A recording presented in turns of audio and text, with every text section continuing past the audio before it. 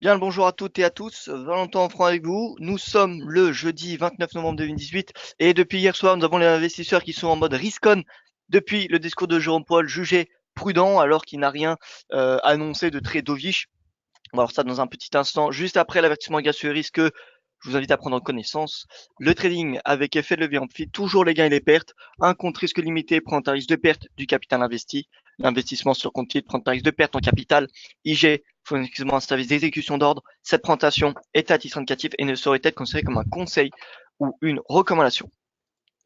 Alors, hello, nous dit Louis. Bien écoutez, bonjour à vous Louis, j'espère que vous allez bien. Ramsey, que je salue également. Edgy, Frédéric, Gérard, Raymond, Franck, Gilles, voilà, bonjour à vous tous. J'espère que vous allez très très bien en ce jeudi matin.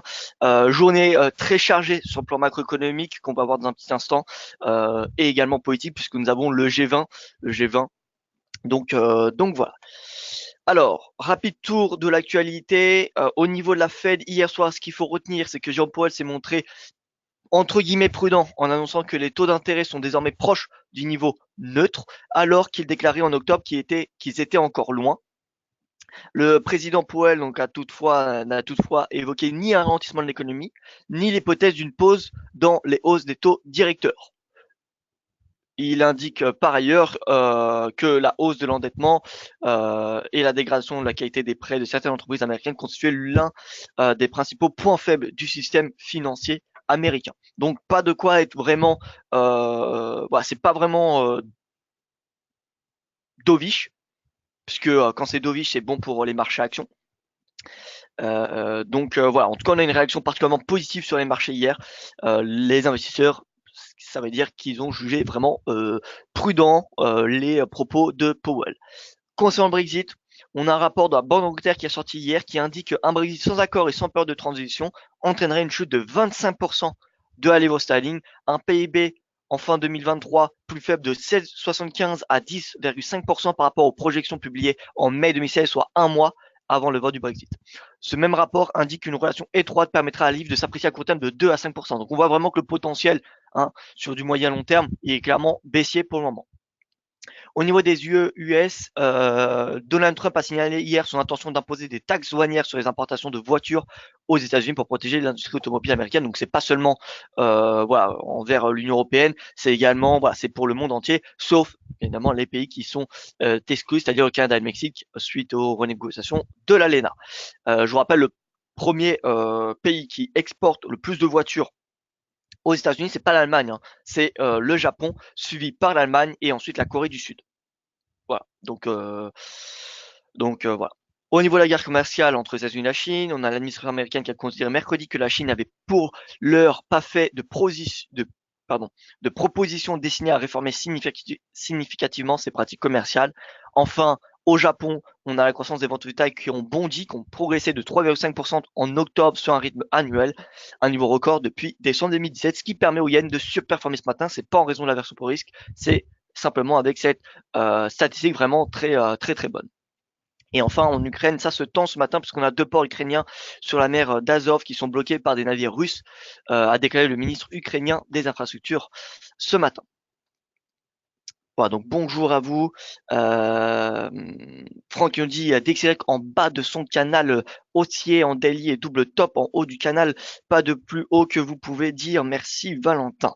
Alors, on va regarder ça tout de suite.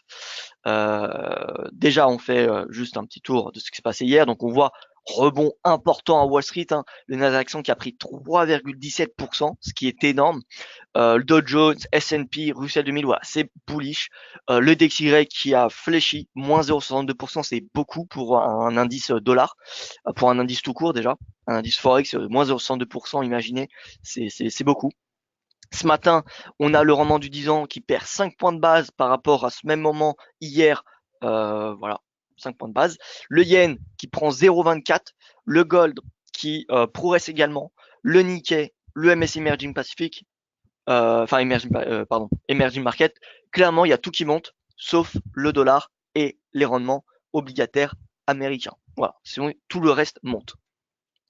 Au niveau du calendrier économique, donc je l'ai pas mis là parce qu'il y a énormément de statistiques qui sont attendues aujourd'hui. Regardez un petit peu donc calendrier économique.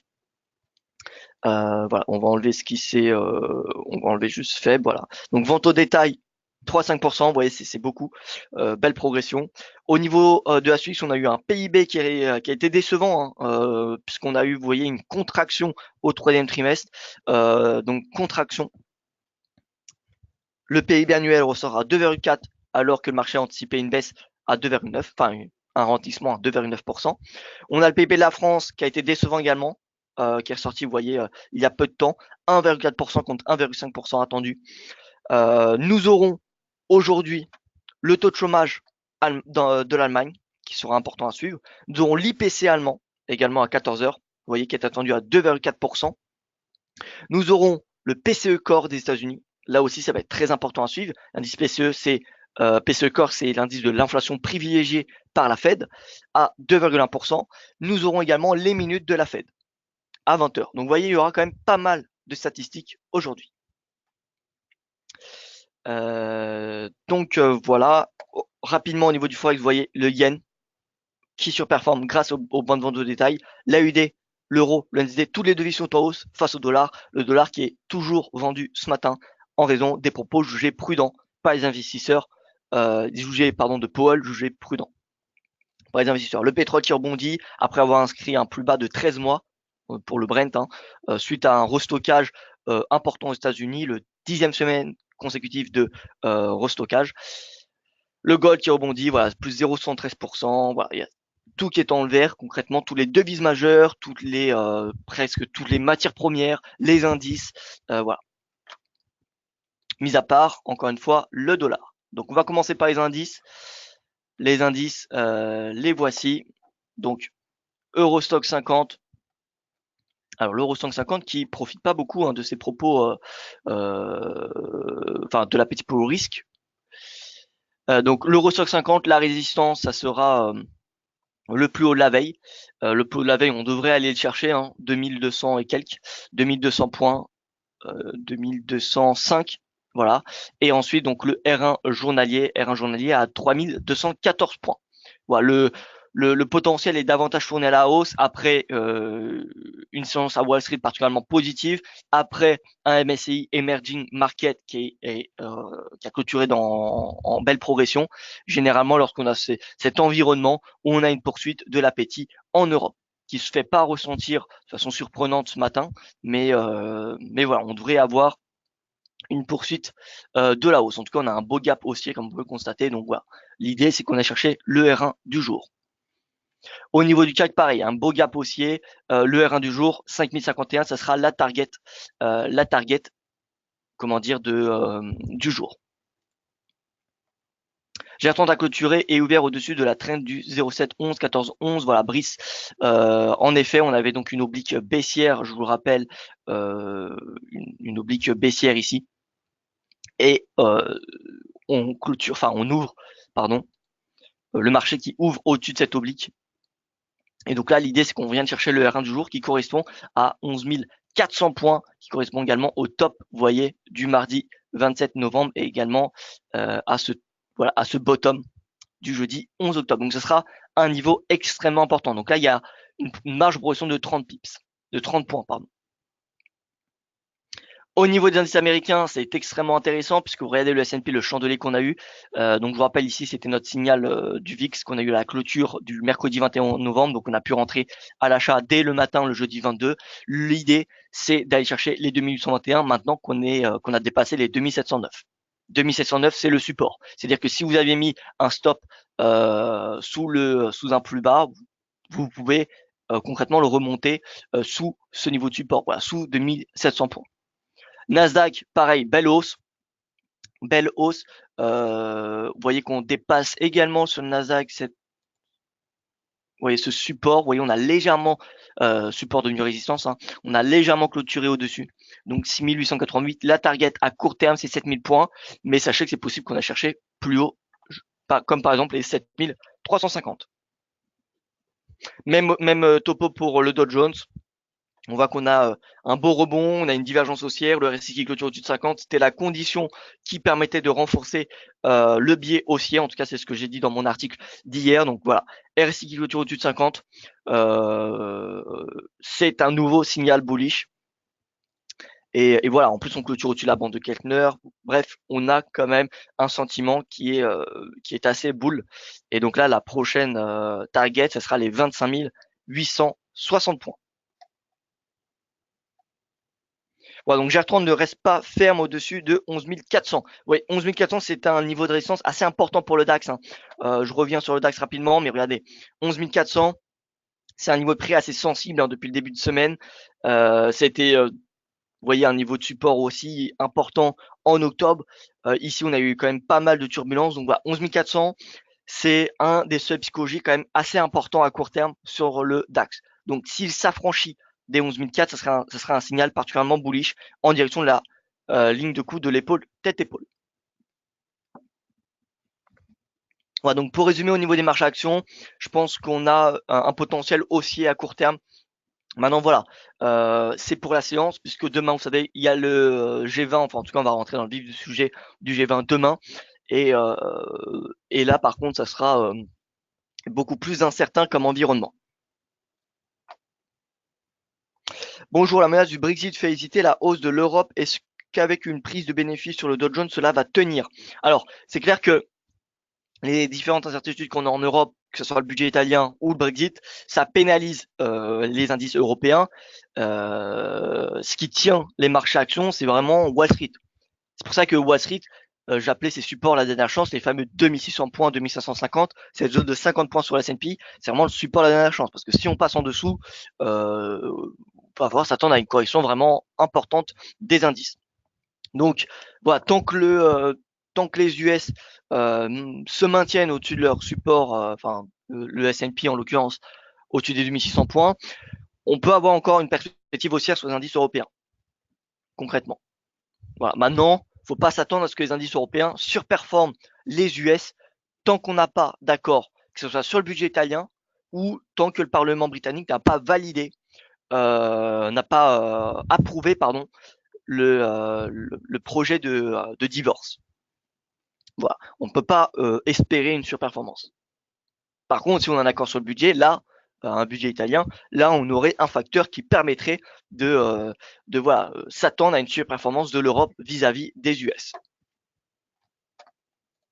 En cas de bonne nouvelle, EU Chine, laquelle des deux paires AUD USD NZD USD surperformerait? Alors c'est une excellente question, Raymond. Concrètement, je n'ai pas la réponse.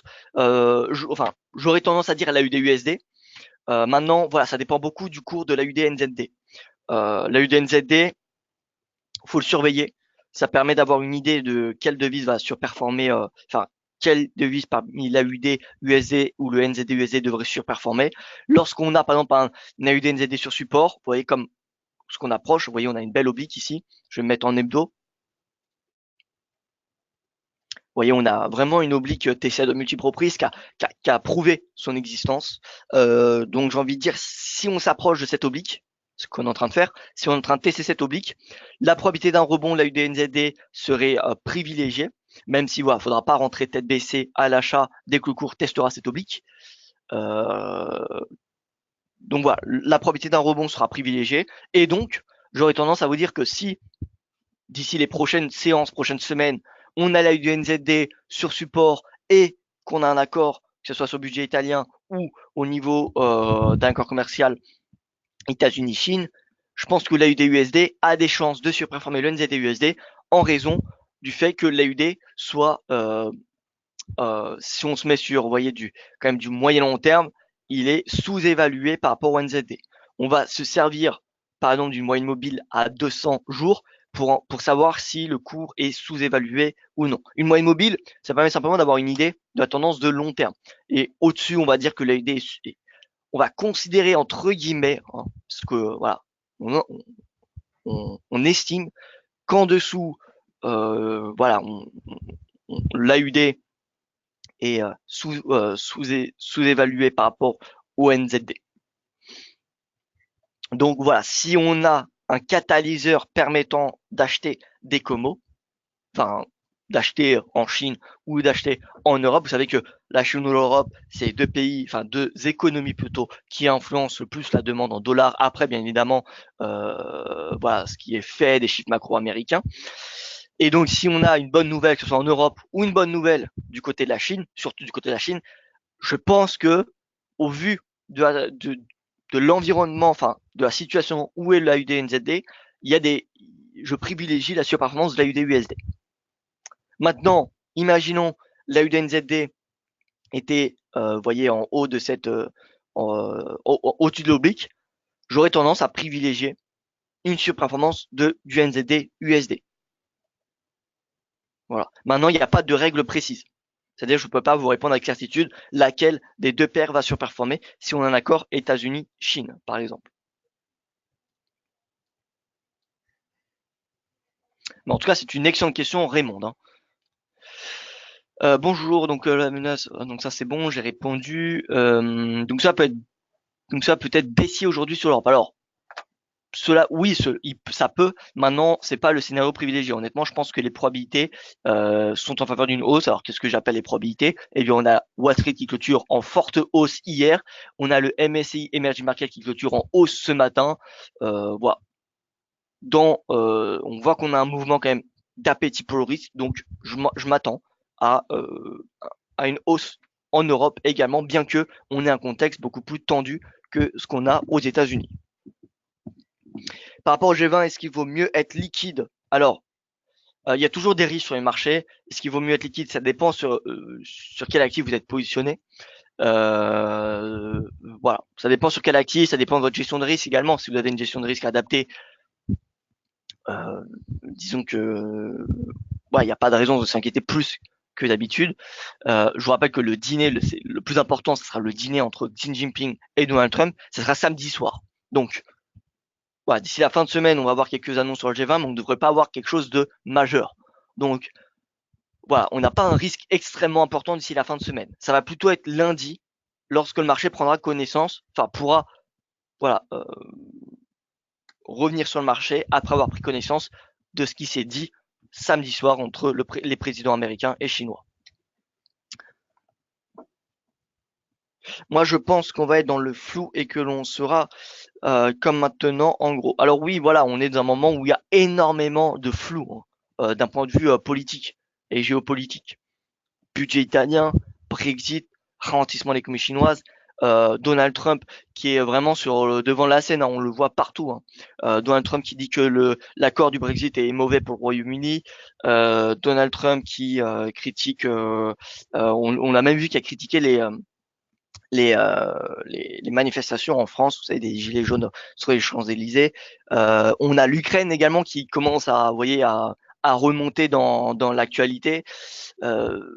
C'est clairement tendu. On a l'envoi de bateaux ce matin des navires américains qui vont aller vers Taïwan, vous savez, vers la mer de Chine. Donc, vous voyez, on a un contexte quand même géopolitique assez tendu, donc tout peut partir d'un moment ou un autre. Ça, faut en être conscient.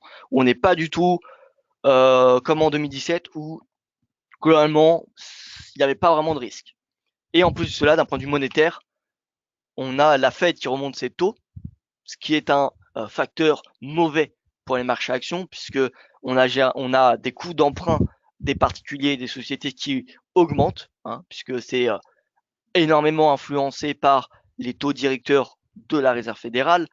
Et donc voilà, on a en plus de cela, vous voyez, on a d'un point de vue politique et monétaire des conditions qui ne sont pas extrêmement favorables au marché, enfin qui ne sont pas même favorables au marché actions, en tout cas qui sont de moins en moins. Donc voilà, on va être dans le flou encore pendant pas mal de temps, puisqu'on a, je rappelle, le budget italien, le Brexit, le ralentissement de l'économie chinoise, Donald Trump qui va peut-être annoncer la semaine prochaine des taxes sur les importations de voitures. Voilà. Si on attend que tout soit éclairci, eh bien on ne trade jamais quasiment. Ou alors c'est que des années comme 2017 où on peut trader, ça arrive que très rarement. Donc voilà, c'est pour ça que la gestion du risque est primordiale. Au niveau du forex, donc écoutez, on a le dollar qui est vendu. Maintenant, faut pas non plus retourner sa veste trop souvent. Dollar, il reste dans ce canal. Alors certes, ce matin, il est en train de tester la borne, mais on n'a toujours pas de clôture. Et vous voyez que même si on a une légère clôture comme ce qu'on avait eu le 19 novembre, c'est pas pour autant qu'on avait eu une chute du DXY. On avait eu un rebond. Donc voilà, ne pas se précipiter sur la vente du dollar. On est sur un support majeur, faut pas l'ignorer. Donc est-ce qu'il faut vendre le dollar ce matin? Pour ma part, je dirais que non. Pour ma part, je dirais que non. Donc voilà, si on a un important chandelier qui clôture sous cette oblique, là dans ce cas-là, il faudra revoir notre stratégie, notre positionnement sur le dollar. Vous voyez, on pourrait même tracer une oblique, voilà, une seconde oblique, ce qu'on appelle des droites de vitesse, hein. Voilà, vous voyez, on a différentes obliques. Donc tant qu'on reste au-dessus de ces trois, on peut estimer qu'on est toujours à la hausse. Souvent les droites de vitesse, enfin les règles d'analyse technique, c'est quand on a trois obliques, trois droites de vitesse qui sont cassées, on peut considérer un changement de tendance. Voilà, donc DXY, ne pas se précipiter, enfin le dollar, ne pas se précipiter à la vente. C'est pas parce qu'on a eu un dollar qui a été vendu hier qu'on va avoir un dollar qui va être vendu, enfin qu'on a un début de tendance baissière. Vous voyez, il suffit, je vous rappelle, hein, qu'est-ce qui alimente le dollar avant tout? Bon, bien évidemment, à part la Fed, c'est quoi? C'est le budget italien et le risque d'un ralentissement de l'économie chinoise. Si on a un accord sur le budget italien, le dollar sera vendu. Mais par contre, si on a des tensions, des nouvelles tensions entre Bruxelles et Rome, le DXY sera acheté. Parce que le dollar, c'est une devise refuge, donc le marché va se couvrir sur le dollar. Il va vendre l'euro, acheter le dollar. Pareil sur le GBP. GBP, si le 11 décembre, on a un Parlement britannique qui rejette le projet de divorce, le marché, qu'est-ce qu'il va faire? Il va vendre du GBP, il va acheter du dollar. Et du yen, bien évidemment. Donc voilà, ne pas se précipiter, c'est le mot pour le dollar, ne pas se précipiter à la vente. Regardez, notre dollar écoute modéré, c'est pareil. On est dans un canal, là on est en train de tester le bas. Mais comme ce fut le cas, vous voyez, donc le 16 novembre, vous voyez qu'on n'a pas eu de clôture en dessous. Donc voilà, vraiment attention à ne pas se précipiter sur les ventes du dollar. À mon avis, demain, nous serons fixés. Voilà, demain, si on a une clôture franche, concrètement, on passera bearish. À l'inverse, si on a un rebond, eh bien, ce sera le moment de payer à nouveau le dollar USD. L'euro, toujours pas vraiment de signaux convaincants. L'AUD, breakout. Donc là, on a un signal haussier sur l'AUD, sur le dollar australien. Voilà, donc c'est haussier dollar australien. NZD, pareil. Vous voyez, c'est haussier. Comme quoi, il fallait pas se précipiter avant de l'AUD. Vous voyez, vous vous en souvenez, on avait un début d'épaule tête épaule. Pour ça qu'il faut jamais anticiper le franchissement de la ligne de coup, parce que là, on n'en a pas eu. Donc voilà. Donc AUD bullish, NZD bullish, les devises Como qui sont bullish, à part le CAD qui est sous pression à cause de la baisse des cours de pétrole, vous voyez, donc on rattrape pas un couteau qui tombe. CAD en baisse. Le franc qui ne réagit pas réellement aux mauvaises statistiques, enfin à la contraction du PIB qui a été publié ce matin. Vous voyez, le franc qui est à l'équilibre, hein.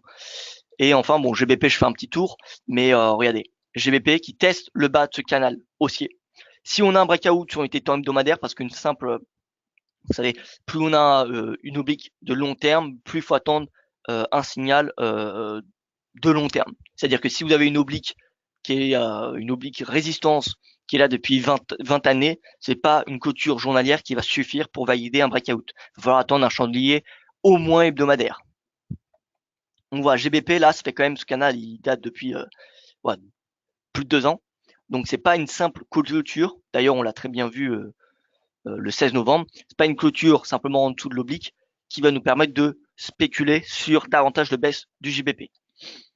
Voilà, donc on va attendre une clôture hebdomadaire et je dirais même 3 chandeliers en dessous parce que clôture hebdomadaire, le problème c'est que si on a le breakout qui se fait le vendredi, bien le vendredi c'est une clôture journalière, mais c'est également la clôture hebdomadaire. Sauf que c'est qu'un seul chandelier qui est en dessous. Donc plus qu'une clôture hebdomadaire, ce que j'ai envie de dire, c'est d'attendre 2-3 chandeliers en dessous après le breakout. Voilà, qui confirme le breakout. Donc voilà, en tout cas, ce qui semble clair au niveau des tendances, le yen qui est sur support. Donc voilà, les paires en yen qui sont toujours orientées à la hausse, mais il faut être conscient que le yen est sur support. Si on se met en 4 heures, est-ce qu'on a une div? Alors c'est possible, c'est fort possible qu'on ait une divergence. Peut-être c'est un peu trop tôt. Voilà, c'est un petit peu trop tôt. En horaire, à mon avis, on en a une, mais bon, en horaire, on va pas non plus regarder sur du horaire. Non, même pas. Vous voyez. Donc le yen sur support. Maintenant, voilà, on n'a pas de signaux haussiers. Donc encore une fois, moi je ne suis pas fan d'acheter les supports. Et donc voilà. Ce qui semble clair, c'est que le NZD et la UD sont bien orientés à la hausse. Le CAD est bien orienté à la baisse. Donc la UD CAD, regardons un petit peu. Alors c'est peut-être un petit peu tard pour entrer à la vente sur le CAD, j'en suis conscient, mais bon, tant que le CAD est baissier, j'ai envie de dire qu'il n'y a pas de raison de le payer non plus. Donc autant se positionner à l'achat. La UD CAD, là on voit qu'on a un nouveau breakout, ça y est, et bon la UD CAD, à mon avis, il est parti pour aller chercher la parité. Hein. Vous voyez. Donc AUD4, direction la parité, la Chikou, ça y est, c'est haussier, on est au-dessus de la moyenne mobile à 200. Concrètement, tous les indicateurs de tendance de moyen long terme, eh bien, sautent en faveur d'une, indiquent une tendance dorénavant haussière, que ce soit le système Ishimoku ou la moyenne mobile à 200 séances. Donc voilà, haussier pour l'AUD4. On se met en hebdo pour voir un petit peu ce qu'on a. Voilà, en hebdo c'est haussier. Donc voilà, l'AUD4, direction la parité. La UDK, direction la parité.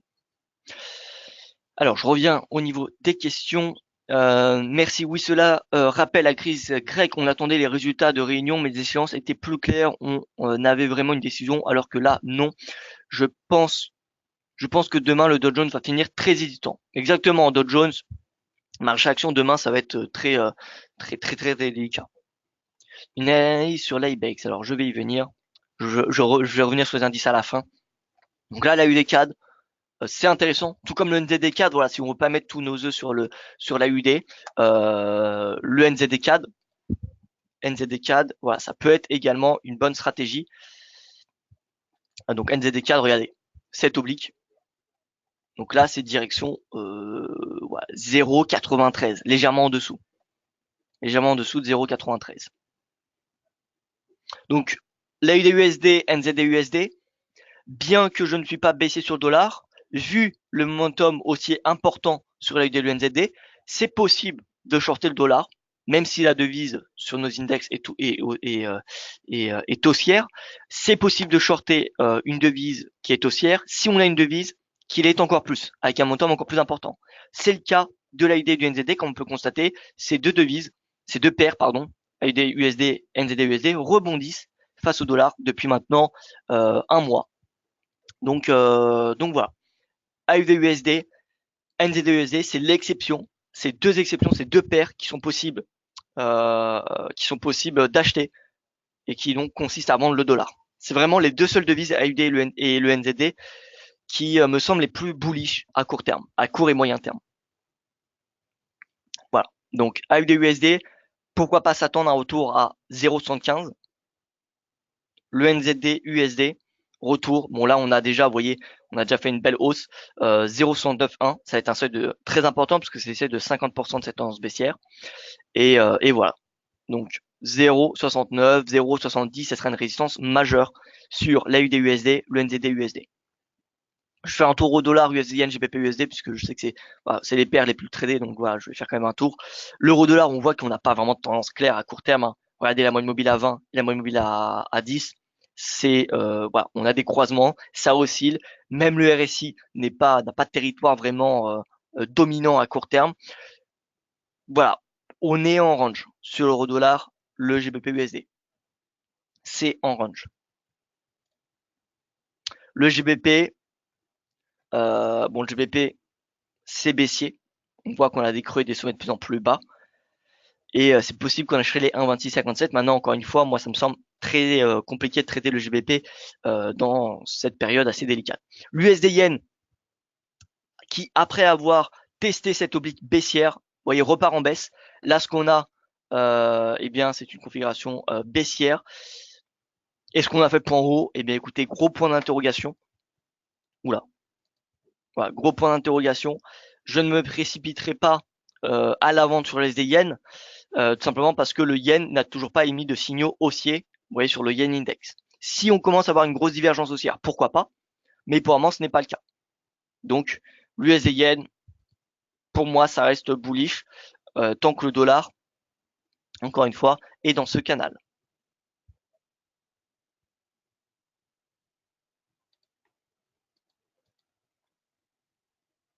L'USD CHF 0,9924.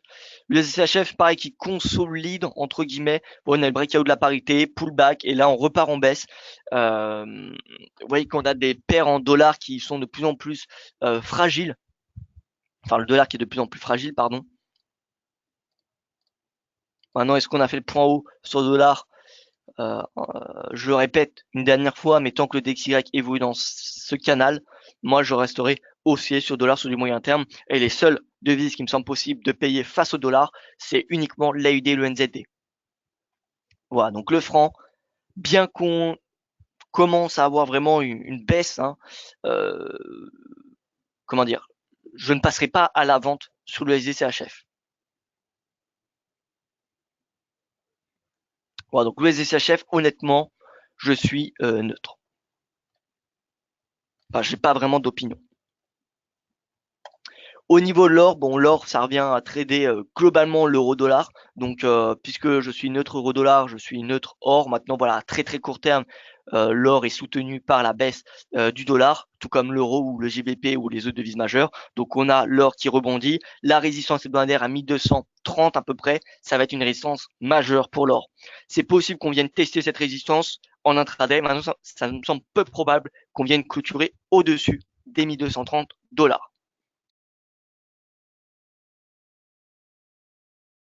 Voilà, donc 1230, ça va être la résistance en intraday.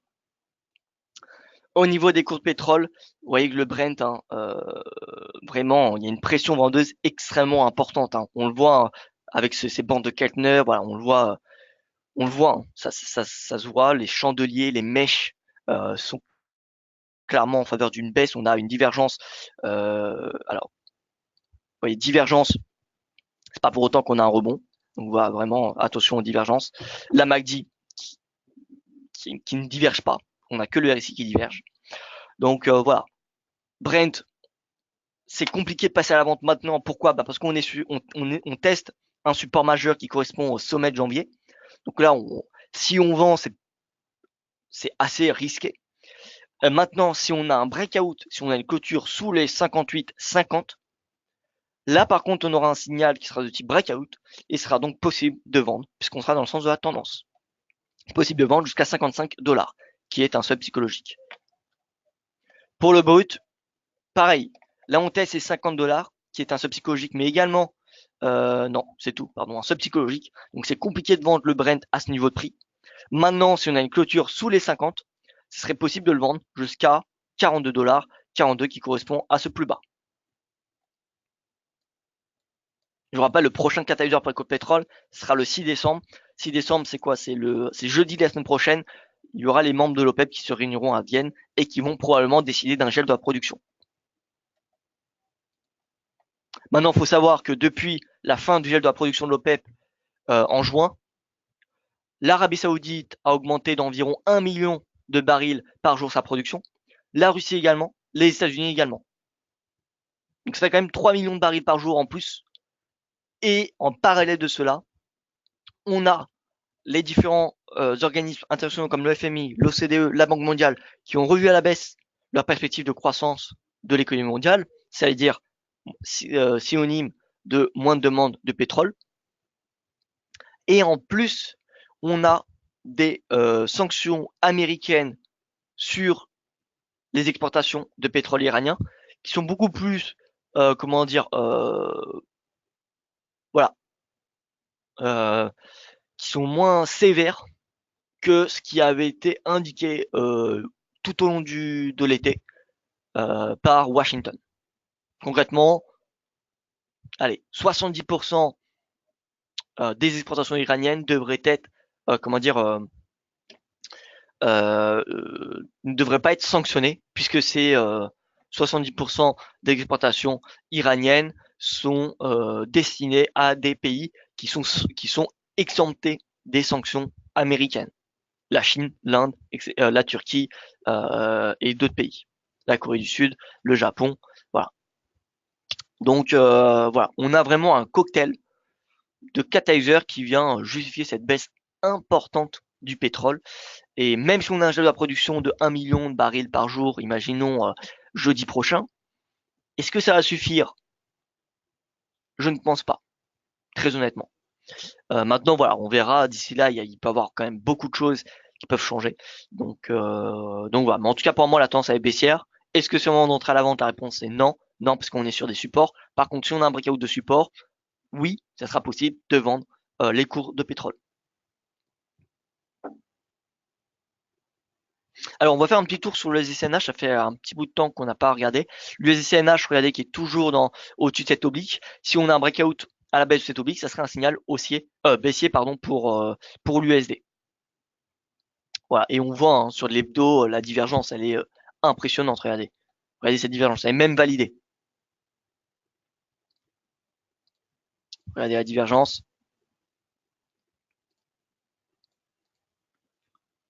Creux de plus en plus bas. Sommet de plus en plus bas. Sommet de plus en plus haut. Là, on a une divergence qui est validée depuis la semaine du 29 octobre. Et personnellement, je pense que cette divergence est assez conséquente. Voilà, devrait avoir un impact baissier sur le SDCNH extrêmement important. De l'ordre d'une correction, je dirais, de 50% de cette tendance. Hein. Donc si on a une correction de l'USD-CNH, ça va être bull Eurodoll. Enfin, en clair, bullish toutes les devises majeures sauf le dollar. Encore une fois, le yuan et l'euro sont deux devises qui influencent énormément le dollar. C'est deux devises qui influencent le plus le dollar.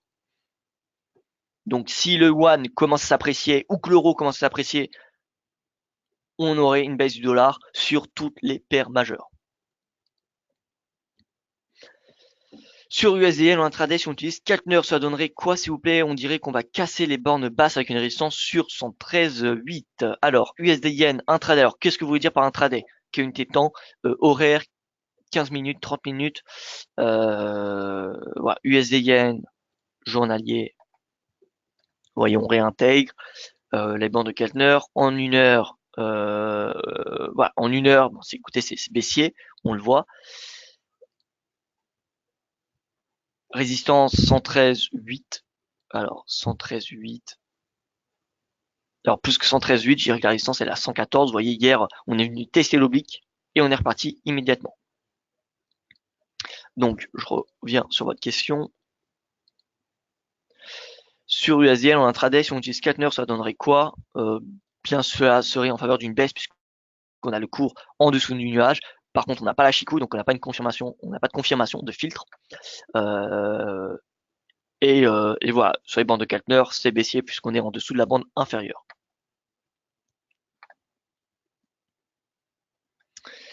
Voilà, donc personnellement sur le Forex, j'aurais plutôt tendance à payer la USD et l'UNZD face au CAD ou au dollar. C'est les scénarios qui me semblent les plus intéressants en swing trading. Et voilà, donc écoutez, pour ce point de marché, je pense qu'il n'y a rien d'autre à rajouter. Le webinaire éducatif est disponible sur YouTube. Le webinaire éducatif que j'ai fait hier sur les bandes de Keltner et sur la chaîne Daily FX France. Donc, je vous invite à la regarder si vous n'avez pas pu participer.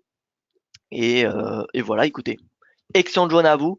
Je vous dis à demain pour mon prochain point marché et soyez prudents sur les marchés.